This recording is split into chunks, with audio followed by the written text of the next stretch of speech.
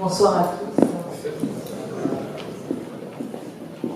Alors, mesdames et messieurs, chers amis, frères et sœurs, l'histoire aujourd'hui, celle que nous n'écrivons pas, voudrait que l'on cautionne, que l'on acclame l'injustice, le mensonge incarné en des personnes comme Paul Kagame, Yoweri Museveni ou encore Joseph Kabila et leurs maîtres occidentaux, Bill Clinton avant-hier, Barack Obama hier. Cette histoire-là voudrait que nous laissions nos héros dans l'ombre pour ne laisser la place qu'à la terreur, celle qui fait des hommes des soumis, parfois des lâches, quand elle n'engendre pas des bourreaux. Ainsi, ce qui nous est cyniquement proposé, ce sont les ténèbres, la banalité du mal triomphant. Pourtant, il y a des étoiles qui, par leur sentiment intime, timide, nous laissent entrepercevoir le clair-obscur, un monde des possibles. Victoire Ingabire Umuhoza est l'une de ces étoiles. Ma rencontre avec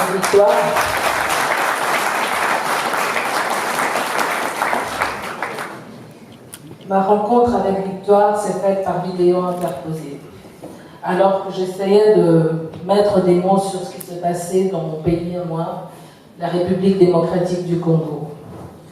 J'ai été saisie par ce que disait cette femme que je ne connaissais pas. Elle parlait de la nécessité de dire la vérité.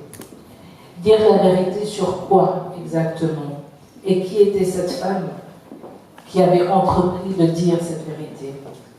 Qui était cette femme qui, au milieu d'un silence implacable, bravait les intimidations, les censures, pour dire que sa parole, comme celle de milliers d'autres, existait, qu'il y avait une histoire qui restait à questionner et à dire enfin. Il ne s'agissait pas d'un défi, il s'agissait juste de ne pas être complice de la barbarie.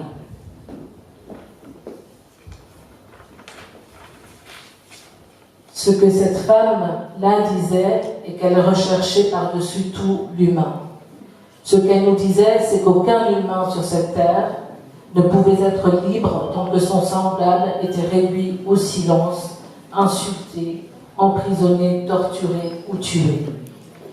Elle professait cette évidence alors que le flot intimidant de paroles, les arrestations d'innocents, l'élimination d'hommes, de femmes et d'enfants avait eu lieu à Tingi-Tingi, alors que la communauté internationale complice honorait les tueurs. La voix de Victoire, c'était la vérité qui, comme des braises ardentes, s'échappait et allait nourrir d'autres foyers alors que l'on essayait d'étouffer la flamme. Les mensonges de Paul Kagame et de ses amis étaient là pour nous assommer, en nous giflant avec la terreur. Mais la vérité, celle qui prend les escaliers, qui peut paraître longue à venir, veille pour fortifier nos convictions, nos croyances, en un monde de justice, de vérité et de paix. Cette vérité-là, Victoire s'est levée pour la dire. Ce message si profond m'a évidemment bouleversée.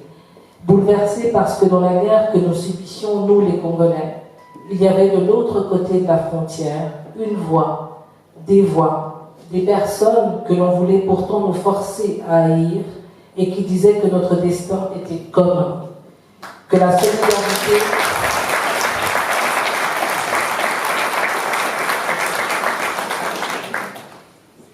solidarité était notre futur, car il ne pouvait y avoir de Rwanda libre s'il n'y avait pas de Congo libre, et il ne pouvait y avoir de Congo libre s'il n'y avait pas de Rwanda libre.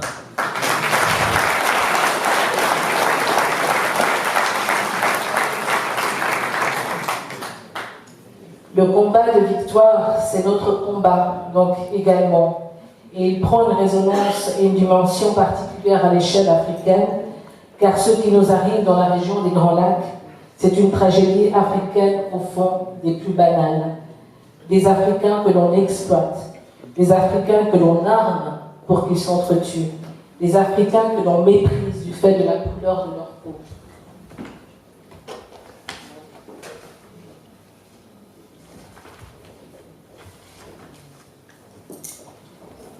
Excusez-moi.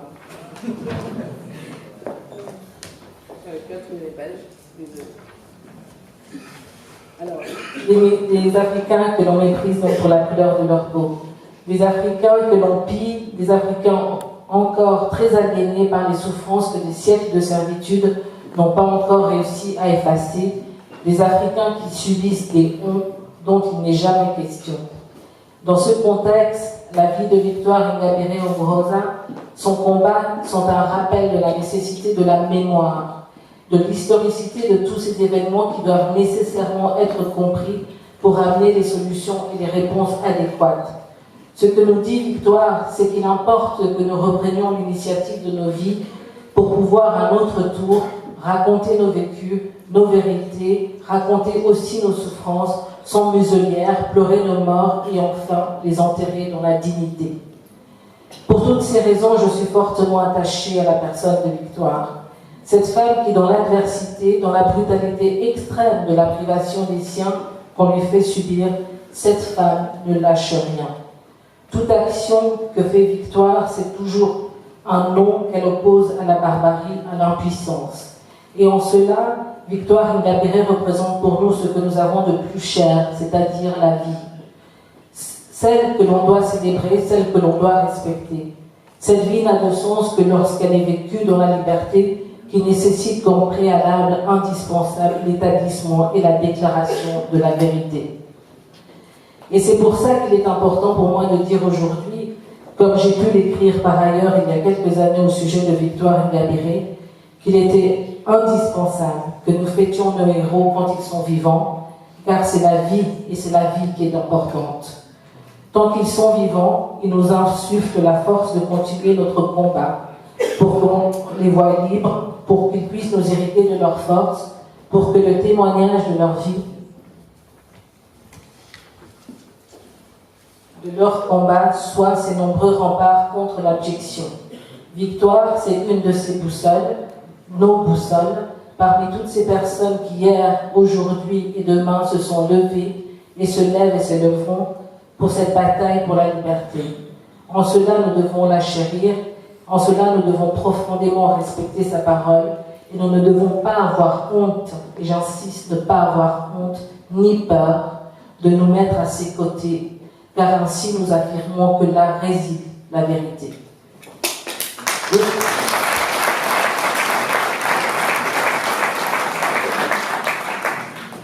Donc aussi aujourd'hui, je vous remercie infiniment de cet honneur immense que vous me faites.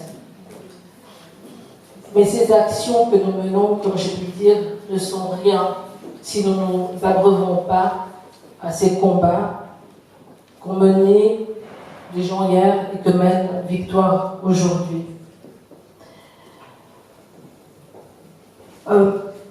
Aussi, je dédie ce prix aux millions de personnes que nous avons perdues au Congo, au Rwanda, en Ouganda, au Burundi.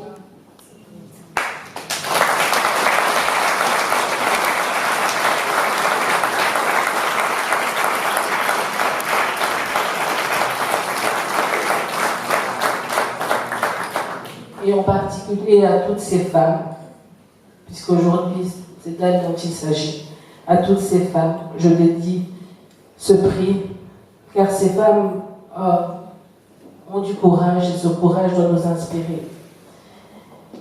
En ce qui concerne Victoire, son étoile est appelée à briller éternellement dans le firmament africain, car par son sacrifice, son courage, elle a rejoint les grands. Victoire.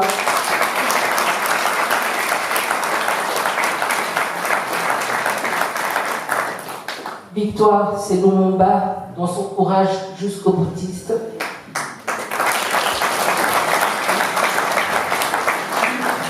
Victoire, c'est Sankara dans l'amour de son peuple. Victoire, c'est Nkrumah dans l'exigence de l'union. Victoire, c'est la multitude. Et en fait, victoire, c'est victoire.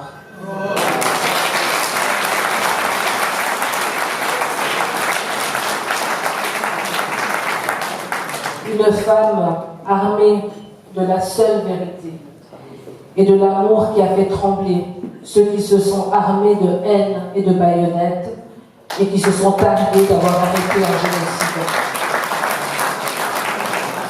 Et pouvait-il en être autrement lorsque l'on porte un prénom fait de serments de temps d'aurore?